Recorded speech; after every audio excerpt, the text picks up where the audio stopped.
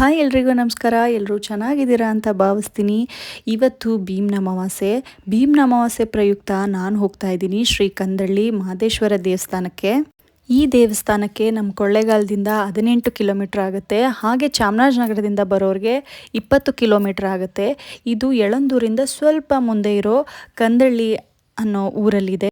ಈ ದೇವಸ್ಥಾನದ ಹೆಸರು ಶ್ರೀ ಕಂದಳ್ಳಿ ಮಹದೇಶ್ವರ ದೇವಸ್ಥಾನ ಅಂತ.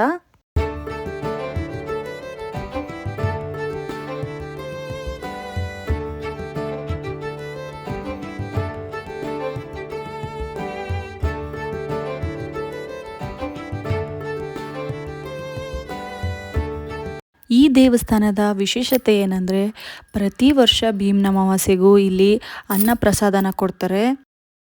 ಬರೋ ಭಕ್ತಾದಿಗಳಿಗೆ ಎಷ್ಟೇ ಜನ ಇದ್ದರೂ ಬೆಳಗ್ಗೆಯಿಂದ ಸಾಯಂಕಾಲವರೆಗೂ ಅನ್ನ ಪ್ರಸಾದ ಇರುತ್ತೆ. ಅಷ್ಟೇ ಅಲ್ಲದೆ ದೇವರ ರಥ ಕೂಡ ಎಳಿತಾರೆ. ಹಾಗೆ ಇಲ್ಲಿ ಜಾತ್ರೆ ಕೂಡ ನಡೆಯುತ್ತೆ. ಬನ್ನಿ ಹಾಗೆ ಮಾದಪ್ಪನ ದರ್ಶನ ಕೂಡ ಮಾಡೋಣ.